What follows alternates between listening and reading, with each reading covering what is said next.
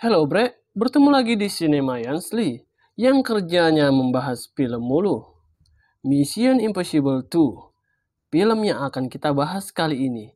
Tapi buat kalian yang belum menonton episode sebelumnya, linknya ada di deskripsi. Film ini dirilis pada tahun 2000, disutradarai John Woo, serta dibintangi Doug Ray Scott, Richard Roxburgh, Thandie Newton, dan Tom Cruise. Tapi sebelum masuk ke filmnya, buat kalian yang menonton jangan lupa untuk di-subscribe dan aktifkan loncengnya. Tambah banyak bacot lagi, siapkan posisi paling enak.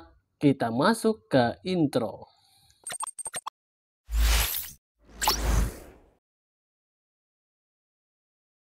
Di kota Sydney kita diperlihatkan ilmuwan tua, sebut saja namanya Sugi, yang telah menciptakan virus Chimera yang sangat berbahaya, serta penawarnya.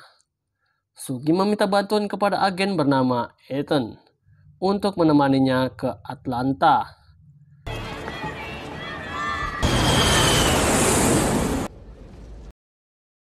Saat di pesawat, pilot melepaskan masker oksigen kepada penumpang dikarenakan terjadi penurunan udara. Tak lama kemudian, semua orang pingsan karena menghirup udara yang berada di masker oksigen. Beruntung, Sugi tidak sempat menghirupnya.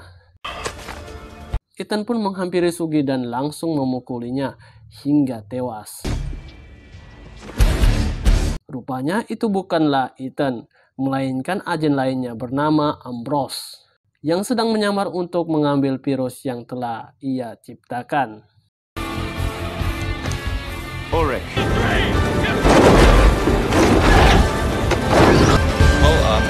Pull up. Scene selanjutnya, Ethan yang asli sedang memanjat tebing tanpa pengaman. Sesampainya di atas, helikopter menghampirinya untuk memberikan misi mengambil virus yang telah Ambrose curi. Morning, Mr. Hammond. Your mission, should you choose to accept it. Dalam misi tersebut, ia ditemani wanita bernama Naya. Tetapi terlebih dahulu ia gombal agar mau bekerja sama dengan dirinya. Lalu film ini pun dimulai. Di pesta terlihat Ethan mencari Naya. Ketika melihatnya, Naya tiba-tiba menghilang. Ternyata ia ingin mencuri kalung permata. Secara tiba-tiba, Ethan berada di sampingnya.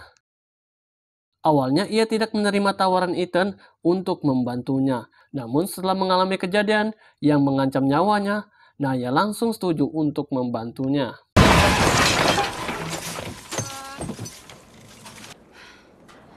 Setelah berhasil mendapatkan Naya, Ethan menemui atasannya untuk menerima arahan dari misinya.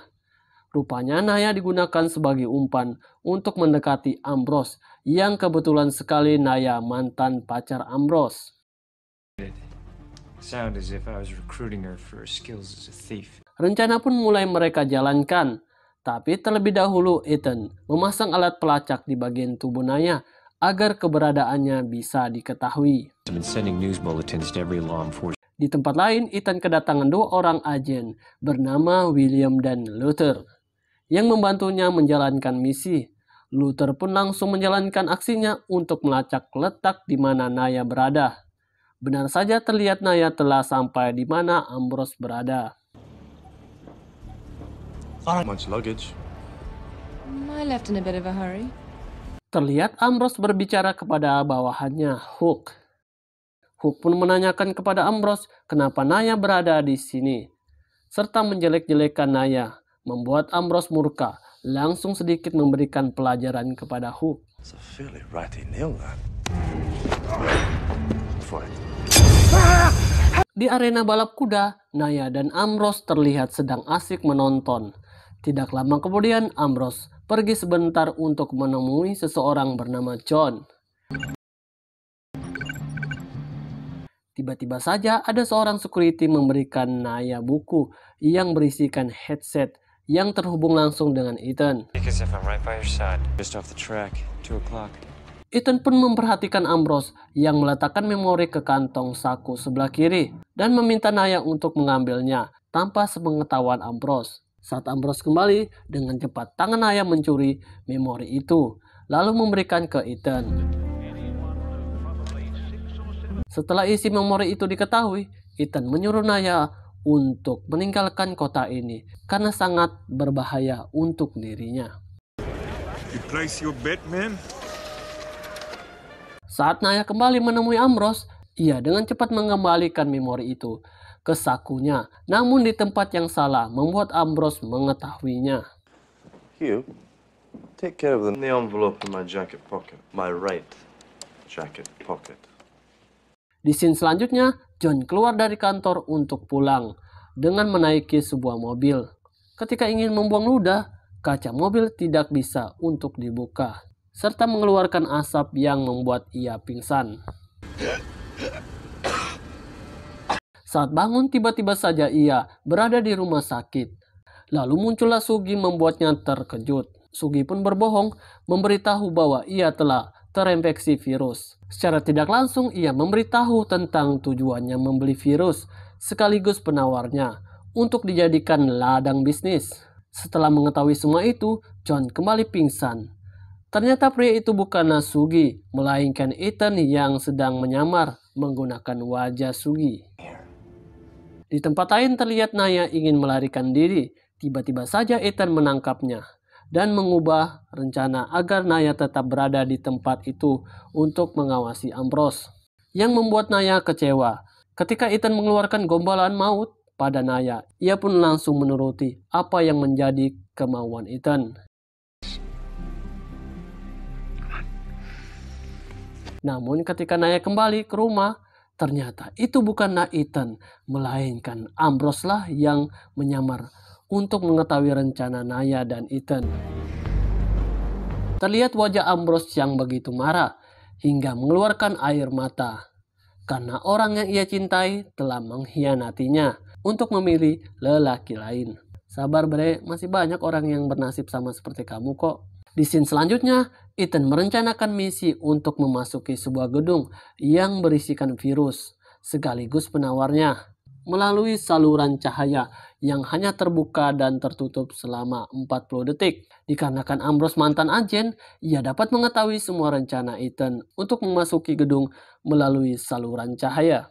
Pada malam harinya, Ethan dan timnya pun melancarkan aksinya untuk memasuki gedung. Dengan aksi yang begitu tersusun rapi, Ethan berhasil masuk ke gedung.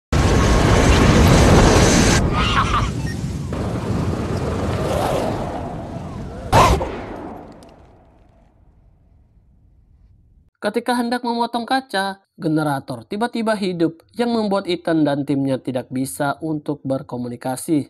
Tidak lama kemudian muncul Ambrose menuju ke arah Ethan. Dikarenakan komunikasi terputus, Luther pun tidak bisa memberikan informasi atas kedatangan Ambrose. Ethan pun menemukan beberapa virus. Ia pun langsung cepat menghancurkan virus itu dengan memanaskannya. Tidak lupa juga ia memasang bom untuk berjaga-jaga akan bahaya yang mendatanginya. Saat menemukan virus yang berada di jarum suntik, Ethan dengan sengaja membuangnya. Namun ketika tertinggal satu jarum suntik, tiba-tiba Ethan ditembak oleh kelompok Ambrose, membuat jarum itu terlepas dari tangannya. Adu baku tembak pun terjadi, Ethan versus everybody, membuat pasukan Ambrose banyak berguguran. Saat terpojok, Ambrose menggunakan Naya sebagai sandranya untuk mengambil jarum suntik yang berada di dekat Ethan. Secara tiba-tiba saja, Naya dengan sengaja menyuntikkan virus itu ke tubuhnya dan menyuruh Ethan untuk melarikan diri. Sebelum berlari, Ethan berjanji untuk menyelamatkan Naya dari virus itu.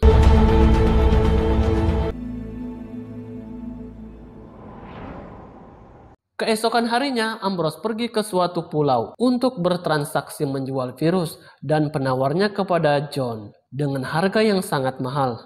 Secara diam-diam, Ethan juga datang ke pulau itu, hingga berhasil masuk di mana Ambrose dan John melakukan transaksi. Sedangkan Naya sengaja dilepaskan di tengah kota agar semua orang bisa terjangkit oleh virus yang ada pada dirinya.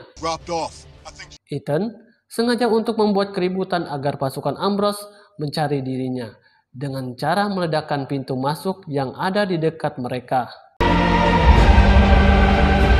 Benar saja pasukan Ambrose dengan cepat pergi untuk mencari Ethan. Ketika bersembunyi, Hook mengetahui keberadaannya, sehingga terjadilah baku hantam antara mereka yang berakhir dengan meledaknya bom yang telah Ethan lemparkan. Hook pun memberitahu kepada Ambrose bahwa Ethan telah ia tangkap. Benar saja Ethan telah diikat tak berdaya. Dengan penuh dendam dan amarah, Ambrose langsung memukuli dan menembaki Ethan hingga tewas. Dan film ini pun tamat karena jagoannya mati. Tapi sabar dulu bre. Ambrose pun menyadari perban yang berada di tangan jasad Ethan.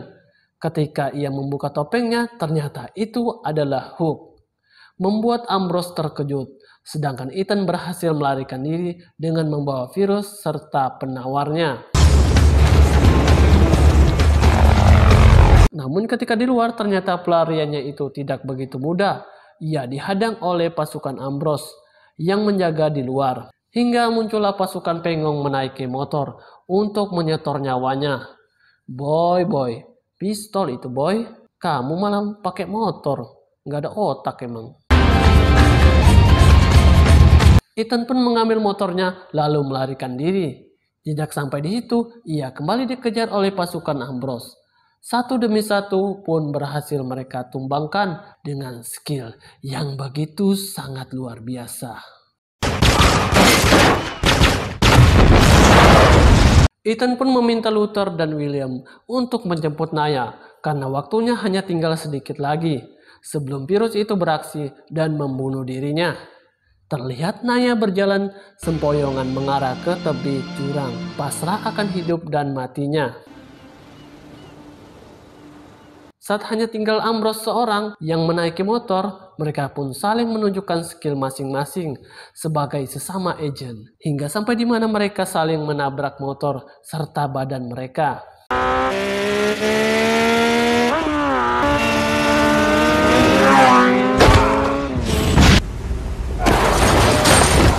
Mereka pun melanjutkan duel dengan cara bertarung.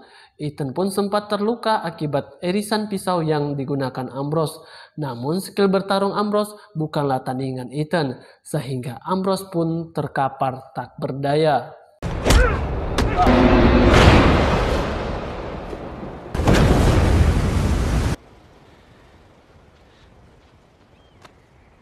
Saat helikopter datang membawa Naya, Luther berlari untuk mengambil penawar. Seketika itu berhenti. Ternyata Ambrose masih bisa bergerak yang ingin menembak Ethan. Karena terlalu banyak bacot, ia pun benar-benar terbunuh.